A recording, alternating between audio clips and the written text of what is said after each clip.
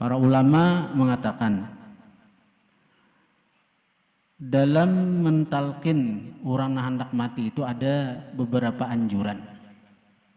Ada beberapa anjuran. Yang pertama paling baik yang mentalkinkan orang nang hendak mati itu bukan ahli waris. Bukan ahli waris, ngatakan itu paling baik. Karena bisa disangka buruk kayaknya ini kawitan saka anak nih lalu udah di sana kontalkin akan seakan-akan mun hendak lakas mati kawitan nyaman seorang mewaris harta sidin. Nah itu agama menghindarin itu. Kayak apa agama ini luar biasa sampai di situ diaturnya. Yang terbaik itu orang soleh. Sebagaimana Alqamah itu kan Nabi langsung mentalkin akan tuh. Dipanggil Nabi karena yang lain kada tades. Sekalinya ada penghalang Maula Alqamah ini kada kawa mentalkin ketika hendak mati napa durhaka lawan kawitan. Nabi langsung tuh. Tapi itu jadi pelajaran bagi kita bahwa kalau ada keluarga anak mati, mun kawa cari orang soleh, talkinakan. Jangan ahli waris.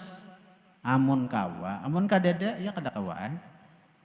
Agama tuh menghindari kalau kena ada di hati si anak nih keinginan kawitan tuh sekira lakas mati. Apalagi nang sudah menggaduh lawas. Menggaduh kawitan lawas berbulan-bulan, bertahun-tahun. Pas kawitan pinan nang guring janak, la ilaha illallah. Nah, sangkaan sakarat sekalinya bebuncala kawitan, kada sematian juga di hati. Ada durhakalan itu. Dikhawatirkan itu.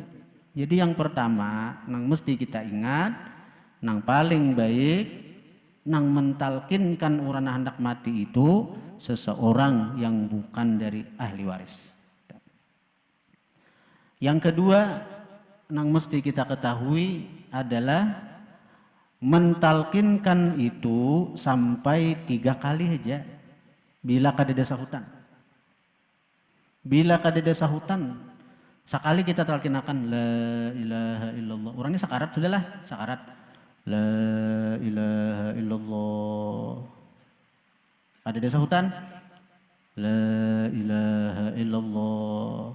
Kadada juga la ilaha illallah. Ada juga? Cukup sudah. Cukup. Kalau ada penghalang terus cukup. Tapi bila ada sahutan, cukup sekali. Jangan diulang-ulang lagi. Walaupun karimut muntung nih, walaupun bibir saja. Bila sekali sudah ada tanda, ujar kita la ilaha illallah. Ada tanda menyahuti, cukup sudah. Walau sekali. Walau sekali. Nah itu. Dan jangan diaur lagi.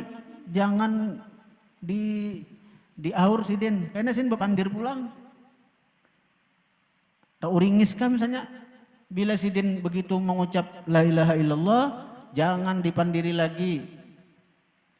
Cukup sudah. Kecuali sidin bersuara.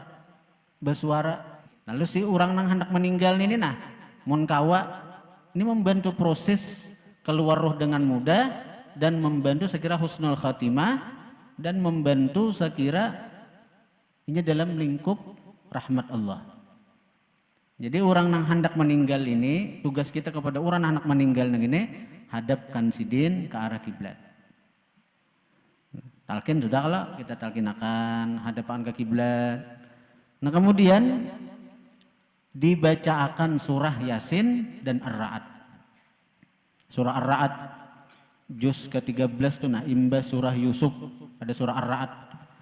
Itu surah Ar-Ra'd itu mempercepat keluar roh. Jadi kalau ada nang pina lapah keluar roh, pina ngalih keluar roh, bacakan Ar-Ra'd. Surah Ar-Ra'd. Bujur-bujur makam bacanya nang tajwidnya karena insyaallah lakas keluar roh insyaallah. Mudah keluar roh. Karena ar-ra'at itu guntur tuh mausir nang kada baik, nang manggurumuti lawan si nang cagaran mati nih. Dan rohnya lakas keluar, dimudahkan keluar roh. Jadi ar-ra'at. Insyaallah dapat. Kalau takdirnya itu memang sudah meninggal, nang menunggui itu kada uyuh. Bacaan sudah ar-ra'at, bacaan. Tapi bukan berarti bila kita membacaan surah ar-ra'at itu berarti kita sekira kas mati kawitan kita ada. Mempermudah kita hendak tahu takdir Tuhan nina. Takdir Tuhan. Jadi bila ada keluarga garing nang sudah pina nang tabangati bacaan surah ar-ra'at. Bacaan surah ar-ra'at. Insyaallah apalagi sauti 3 kali membacakan, insyaallah dalam hari itu juga kelihatan toh, ketahuan toh. Misalnya memang takdir Tuhan sidin habis umur, insyaallah kada belanggar hari, insyaallah bisa kada tuntung ar-ra'at 3 kali meninggal bisa. Tapi bukan berarti ini saya kira keluarga kita lakas mati kadalah. Yang dianggap itu. Tapi kalau biasanya kalau sehari itu kada meninggal, nah mungkin sidin masih diberi umur panjang oleh Tuhan, artinya hati kita siap aja menerima juga untuk tetap menggaduh sidin, memelihara sidin. Ar-ra'at. Kemudian kepada nah hendak meninggal tadi diminumi nang terbaik banyu zam-zam. Karena riwayat mengatakan orang hendak meninggal itu haus luar biasa.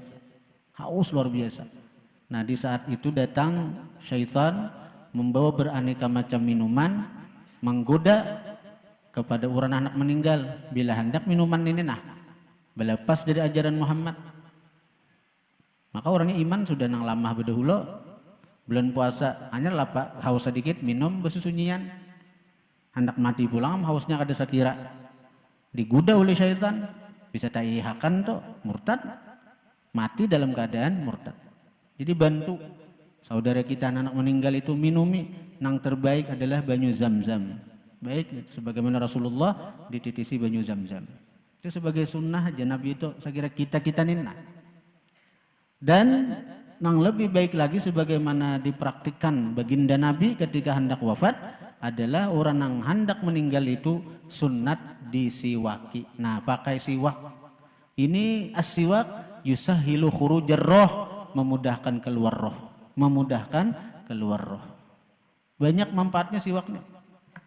Jadi siwak ini matradatun lisyaitan, mausir syaitan. Iya juga. Siwak ini mardatun lirrab, maulah reza Tuhan. Siwak ini juga memudahkan keluar roh. Jadi orang hendak sakarat, orang yang hendak mati itu sunat disiwaki. Tapi saya kira siwaknya jangan karas nih, dibasahi, begamat, menyiwaki. Jangan nang gisang berat. Kemudian siwak ini juga adalah memudahkan seseorang untuk mengucap kalimat la ilaha illallah. Nah itu tugas-tugas bagi kita nang menghadapi orang nang muhtadir nah hendak mati itu.